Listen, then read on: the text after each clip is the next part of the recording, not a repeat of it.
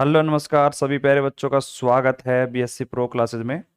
और प्यारे बच्चों, ये जो लेक्चर अपना है ये दिवाली से पहले का अपना लास्ट लेक्चर है। अब इसके बाद जो लेक्चर होंगे वो दिवाली के बाद ही होंगे। और मैं आपको बता दूं कि जो आपका हॉलीडे का टाइम है वो तो हालांकि आपको 10 दिन पहले से ही पता है कि हॉलीडे कब से कब तक रहेगा। तो आपका जो हॉलीडे है वो कल से स्टार्ट है, 21 अक्टूबर से 30 अक्टूबर तक। ठीक है। और इसका ध्यान रखना भैया, पर्सनल स्पेशल ऑफर्स जो आपके लिए मैंने लॉन्च किए हैं, उन ऑफर्स का ध्यान रखना। सभी बच्चों को बताना है आपको बीएससी का first year, second year, third year, mathematics तो स्पेशल, और थर्ड ईयर के लिए फिजिक्स हो गई, केमिस्ट्री हो गई। केमिस्ट्री पूरे के लिए है। तो आप बच्चों को ज़रूर बताइएगा। तो पूरे डेमो लेक्चर्स हैं, यूट्यूब पे अवेलेबल हैं। एप्लीकेशन के बारे में बताना, तो सभी बच्चे एप्लीकेशन के बारे में भी बताएंगे और कोर्स को परचेज भी करवाएंगे। ठीक है। क्योंकि ये डील जो है, अब आप जितना जल्दी ले लेते हो फायदे में रहोगे, नहीं तो फिर एग्ज़ाम टाइम पे लोगे तो फिर बेनिफिट कम उठा पाओगे आप। ठीक है। तो प्यारे बच्चों, सभी को दिवाली की हार्दिक शुभकामनाएं मेरी तरफ से। बढ़िया तरीके से दिवाली को एंजॉय करिएगा। देखो, मेरा कहना ये है कि जब भी कोई बड़ा त्यौहार आता है, और जब भी कोई बड़ा त्यौहार आता है तो खुशियाँ लेकर आता है सभी के परिवार में। उम्मीद करता हूँ आपके परिवार में भी खुशियाँ लेकर आएगा। और सभी बढ़िया तरीके से दिवाली को एंजॉय करेंगे। थोड़ा सावधानी के साथ में पटाखों का यूज करेंगे, बड़ों का सम्मान करेंगे, और कुछ नई आदतें अपने जीवन में ऐड करने की आप कोशिश करें, और कुछ बुरी आदतें छोड़ने की कोशिश करें। क्योंकि जब भी कोई फेस्टिवल आता है ना, तो आपने एक चीज़ नोट करी होगी कि हमें मोटिवेशन मिलता है। ठीक है।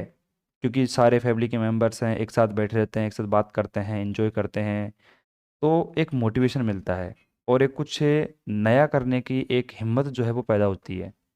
तो इस समय आपका एक बढ़िया एक मौका है, अवसर है कि जो भी कुछ गलत शौक आपके हैं या फिर कुछ गलत चीज़ें हैं, उनको आप छोड़ने का अच्छा चांस है। कुछ नई चीज़ें ऐड करने का एक अच्छा मौका है। तो अपने लाइफ को एंजॉय करने के साथ साथ बदलाव भी करिए, क्योंकि ये मौके बार बार नहीं आते हैं। बहुत सारे लोग करते हैं कि जब भी हैप्पी न्यू ईयर आता है तो कुछ नई चीज़ों को छोड़ने का, ऐड करने का ये प्रोसेस चलता है। तो दिवाली भी एक अच्छा मौका है। आप अगर करो, भगवान की पूजा कीजिए श्रद्धा के साथ में, और बढ़िया तरीके से अपनी लाइफ को एंजॉय करिए। तो मेरा कहना वही है। और सभी को दोबारा से हैप्पी दिवाली। और पढ़ाई अपनी जगह है, बढ़िया तरीके से त्यौहार को एंजॉय भी करिएगा और मस्त रहिएगा। ठीक है प्यारे बच्चों, चलें आगे। चलो भैया। तो प्यारे बच्चों, लास्ट लेक्चर में अगर मैं बात करूं तो हमने एक टॉपिक पढ़ा था छोटा सा, याद करो। कौन सा टॉपिक था? 3D बॉक्स में। और अब इसके बाद जो क्लासेज अपनी होंगी दिवाली के बाद होंगी, जहाँ तक है दिवाली के बाद जो क्लासेज होंगी वो डायरेक्ट अपनी डिजिटल बोर्ड पर हों। लेकिन कोशिश तो यही है हमारी। लेकिन अब देखते हैं डिजिटल बोर्ड पे क्लासेज कब तक हो पाती, 10 नवंबर तक हो पाती हैं या फिर 5 नवंबर तक हो पाती हैं, कब तक पॉसिबल हैं। आप सभी का सपोर्ट रहेगा तो नवंबर के 10 नवंबर से पहले पहले अपन डिजिटल बोर्ड लेके आ जाएंगे, और बेस्ट सेटअप, बेस्ट कम्युनिकेशन के साथ में आपकी क्लासेस चलेंगी। और जो प्राइस रेंज मैंने सेट कर रखा है ना, 4999 ओनली, 499, ये प्राइस ऐसी है। इस प्राइस में पूरे यूट्यूब चैनल पे आपको बीएससी का ऐसा कोर्स कहीं देखने को मिलेगा इस कंटेंट के साथ में। ठीक है। तो बस सपोर्ट आप सभी का पहले भी था, अभी भी है और आगे भी रहेगा। मस्त तरीके से एंजॉय करिए, कंटेंट हम देंगे, मेहनत आप साथ साथ में करिएगा। ठीक है। तो प्यारे बच्चों, 3D बॉक्स में हमने कल फंक्शन की वैल्यू को फाइंड आउट किया था। क्या वैल्यू आई थी आपको पता है? आपके पास वैल्यू आई थी sine x comma y comma z is equal to under root के अंदर 8/a⁻³ यहाँ पे करो आप साइन को मल्टीप्लाई, साइन हमारे पास n पाई x और अपॉन में a। फिर आपको बताया साइन हमारे पास में m पाई और y अपॉन में a, और हमारे पास में साइन l पाई z अपॉन में a। क्योंकि हमने लास्ट टाइम पे क्या कहा था आपसे, a बराबर b बराबर c, सारे कोफिशिएंटों को मैंने आपस में बराबर कर दिया था। ठीक है। और मैंने कहा था कि साइन के लिए एक्स के लिए आप एन मान लेना, वाई के लिए एम, और जेड के लिए हमारे पास में एल मान लेना। तो इस प्रकार से क्या है, थोड़ा बहुत कम्युनिकेशन या अलग अलग दिख जाएगा आपको। बात क्लियर? यहाँ तक अपन ने कर लिया था। अब इससे आगे मैं चलूँ थोड़ा बहुत, तो मैं आपको बता दूं, इससे आगे अपन बात करते हैं आइगेन ऊर्जा मान का। किसका? आइगेन ऊर्जा का मान, एनर्जी आइगेन वैल्यू।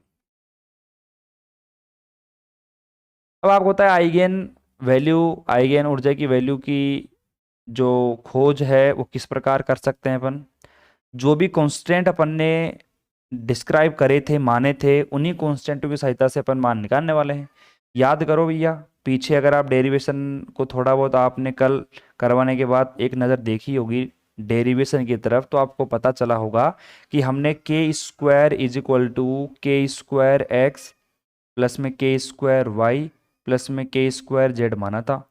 अब कई बच्चों, अरे अच्छा गुरुजी इस के की बात कर रहे हो, मैंने कहा बिल्कुल इसी की बात कर रहे हैं अपन। तो यहाँ पे ध्यान दो, अगर मैं, और स्पेशली आपने सभी पर्सनल वैल्यूज भी निकाली थी, याद करो। के एक्स की वैल्यू आपने निकाली, कितनी थी? एन पाई अपॉन में ए। और आप इसी प्रकार के वाई की वैल्यू वही हमारे पास में एन पाई अपॉन में ए, देख लो आप यहाँ पे देख सकते हो ना। और के जेड बराबर हमारे पास कितना है? एल पाई अपॉन में ए। ठीक है। और अगर आप यहाँ पे पर्सनली देखा देखा जाए, तो देखो यहाँ पर हमने ए बी सी आपस में तीनों बराबर करके यहाँ पे वैल्यू को फाइंड आउट किया। अगर आप अलग अलग लिखना चाहो कि के एक्स के लिए ए था, के वाई के लिए बी था, और के जेड के लिए सी था, तो आप इस प्रकार भी लिख सकते हो, जैसे आपकी इच्छा हो। ठीक है। तो के स्क्वायर बराबर हमारे पास ये वैल्यू थी, अगर आप वैल्यू को पुट करता हो, और एक और वैल्यू थी, याद करो उसके साथ साथ में, के स्क्वायर बराबर स्टार्टिंग में माना था 2 me अपॉन में एच कट स्क्वायर। और मैं कह रहा हूँ जितना आप सोच रहे हो ना उतना भी आसान नहीं है। कई बच्चे कह रहे हैं कि गुरुजी ने कह दिया था ये तो बहुत ही सिंपल है डेरिवेशन, कुछ भी नहीं है इसके अंदर। भैया उतना भी सिंपल नहीं है। सिंपल तब होगा जब आपने डेरिवेशन को पढ़ा, कल मैंने पढ़ाया, और एक बार कम से कम आपने रिवीजन करा होगा इसका बैठ के तसल्ली के साथ में, तो ये सिंपल होगा। नहीं तो ये सिंपल नहीं है भैया, तो ये सिंपल नहीं है, मैं पहले कह रहा हूँ। ठीक है। तो बताओ, दो कांस्टेंट हमारे पास, एक तो के स्क्वायर हमारे पास ये रहा, एक के स्क्वायर मेरे पास ये रहा। अब यहाँ पे के एक्स के वाई के जेड के आपको वैल्यू को रखना पड़ेगा और मान निकालना पड़ेगा। आओ भैया फटाफट से। एक तरफ के स्क्वायर का मान अगर मैं यहाँ पे लिख देता हूँ 2 me, और अपॉन में कितना है? H cut square is equal to, यहाँ पे पर्सनली रख दो आप, देखो एन पाई अपॉन में ए का स्क्वायर प्लस में एम पाई अपॉन में बी का स्क्वायर, और यहाँ पे एल पाई अपॉन में सी का होल स्क्वायर। बताओ ये मैंने कैसे किया है? सिंपल तरीके से कर दिया, के एक्स के वाई के जेड का मान रख दिया और यहाँ पे वैल्यू को निकाल दिया। थोड़ा ऊपर करते हैं ये फटाफट से। आइगेन ऊर्जा का मान, आइगेन एनर्जी आइगेन वैल्यू निकाल रहे हैं अपन, और कांस्टेंट की सहायता से अपन वैल्यूज को फाइंड आउट करते हैं। ठीक है। अब इस साइड में देखो, मैं इस ई की वैल्यू को रखता हूँ, बाकी जो 2 m एच का जो कचरा है इसको मैं उधर भेज दिया। तो मैंने यहाँ पे लिखा, देखो ई एल सॉरी एन और एल और M is equal to H का स्क्वायर अपॉन में 2m, और बाकी ब्रैकेट का जो ये पूरे रामायण है वो तो ऐसे कैसे, एन पाई अपॉन में ए, एम पाई अपॉन में बी, और एल पाई अपॉन में सी।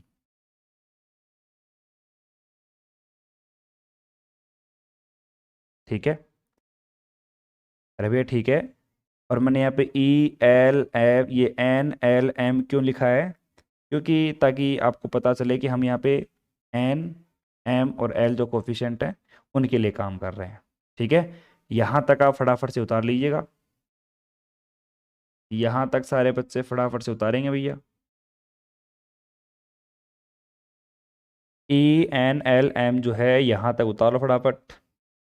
एच कट स्क्वायर अपॉन में 2m जो वैल्यू है यहाँ तक आप फाइंड आउट कर लीजिए। उसके बाद थोड़ा अपन आगे चलते हैं। आइगेन ये अपना टॉपिक अलग डालो यहाँ तक, और डेरिवेशन जब पूछा जाए एग्जाम के अंदर 3D बॉक्स में, तो ये भी करना है और ये एनर्जी वाला भी करना है, लास्ट तक करना है। जहाँ तक मैं फाइंड आउट आपको करवाता हूँ वहाँ तक आपको फाइंड आउट करना है। तो फटाफट वीडियो को पॉज करके लिख लीजिए, कैसे भी लिखो लेकिन आराम से लिख लो फटाफट।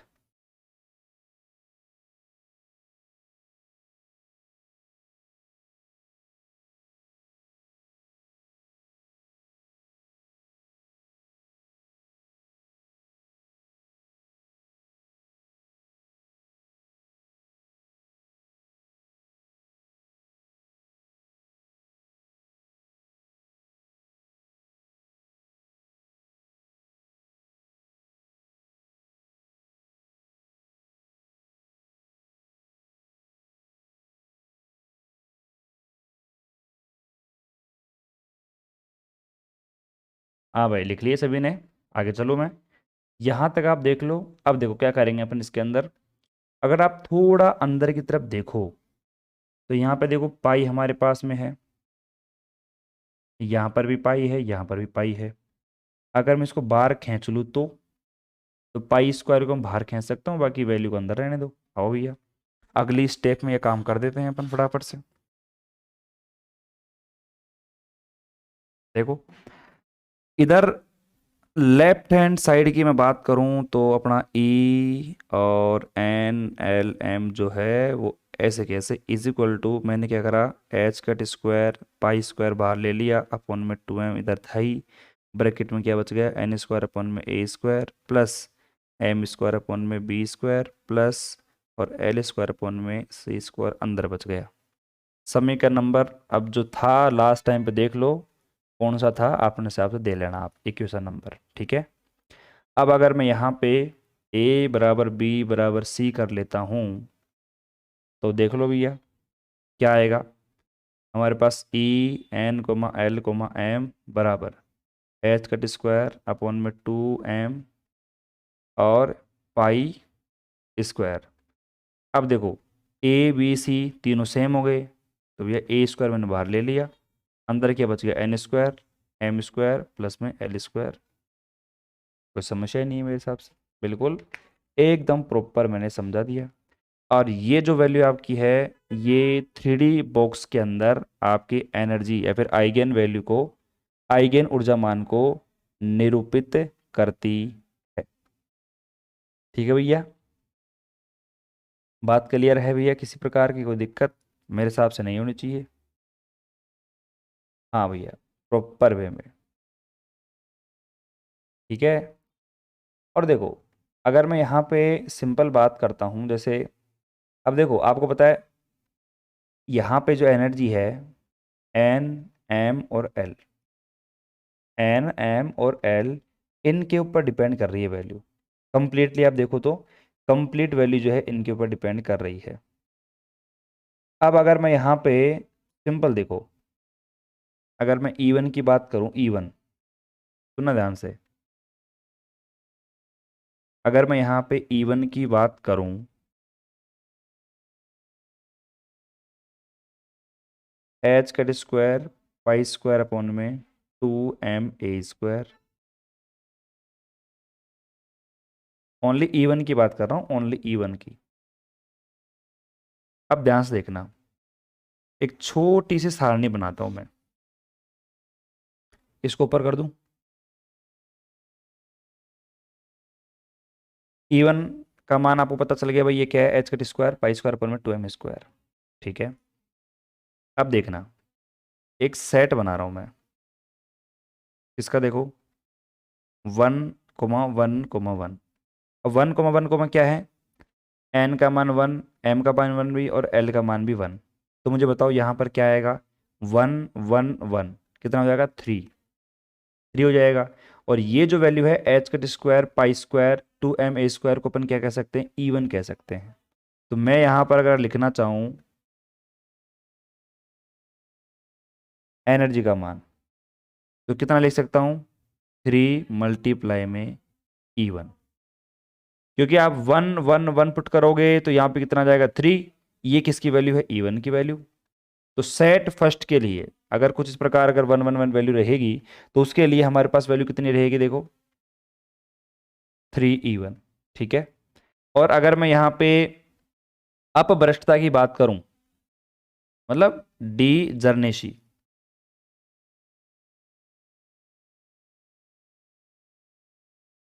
DEGERA, स्पेलिंग मिस्टेक है शायद, है ना, सही लिखता हूँ, रुको एक मिनट। DEGENARACY, D जर्नेसी। तो डी जर्नेसी अपभ्रष्टता की अगर मैं कुछ टाइप की बात करूं, तो यहाँ पे अपभ्रष्टता का जो टाइप आएगा वो आएगा अनअपभ्रष्ट, यानी कि नॉन डी जर्नेसी। सेकंड एक हमारे पास में पॉइंट आए, मान लो अगर मैं यहाँ पे क्या रखूं, 1 1 2, ठीक है, मैं रखूं 1 और 2 और 1, या फिर मैं रखूं 2 1 1। इन तीनों कंडीशनों के अंदर, ये हमारे पास सेकंड केस है, इन तीनों कंडीशनों में अगर मैं यहाँ पे n का मान, m का मान, l का मान कुछ भी रखूंगा, तो आप रख के देख लो, 1 और 1 हमारे पास 1 ही, कितना हो जाएंगे, 2 हो जाएंगे, और 2 का स्क्वायर 4, तो ये कितना हो जाएंगे मिला के 6 हो जाएगा। तो ये हमारे पास कितना आएगा, 6 मल्टीप्लाई में E1, 6 मल्टीप्लाई E1। इसी प्रकार आप यहाँ पे अगर और वैल्यू लेके आते, जैसे हमारे पास वैल्यू कितनी आई, जैसे हमारे पास मान लीजिए कि एक पेयर हमारे पास 1 2 2 और 2 1 2, ये हमारे पास 2 2 1, ये पेयर हैं। अब यहाँ पे रखोगे आप, तो रख लो पर्सनली, 2 का स्क्वायर 4, 2 का स्क्वायर 4 8 और एक 9, तो यहाँ पे कितना हो जाएगा हमारे पास में 9 E1। अब ये क्या है, आप में से कई बच्चे पूछ रहे होंगे सर ये क्या है, आप इसको क्यों बनवा रहे हो, ठीक है, मैं कुछ भी नहीं बनवा रहा, और यहाँ पे पर्सनली आप लिखोगे 3E1 के आगे, तो यहाँ पे देखो अपभ्रष्टता जो है 3 डिजर्नेसी, यहाँ पे कितनी है हमारे पास में 3 डिजर्नेसी, और यहाँ पे अगर आप आगे निकालोगे वैल्यू, जैसे इस वैल्यू के लिए निकाल लिया आपने 9E1 6E1 और 3E1, ठीक है।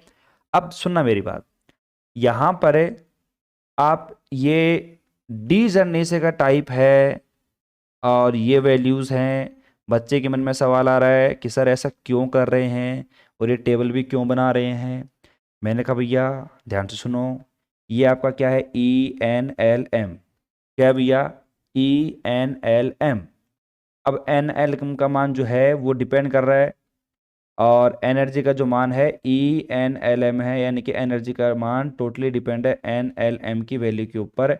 इन तीनों की वैल्यूज़ मैं पुट करता जाऊंगा, मेरे पास एनर्जी की वैल्यूज़ आगे निकलती जाएगी, चेंज होती जाएगी। बात क्लियर है। तो अब यहाँ पे कंडीशन के हिसाब से n का मान, m का मान, l का मान अगर बदलता है तो कैसे वैल्यू बदलती है, कैसे चेंज होगी, वो मैं आपको दिखाने की कोशिश कर रहा हूँ। अब तीनों एग्जाम्पल के माध्यम से देख लिया आपने।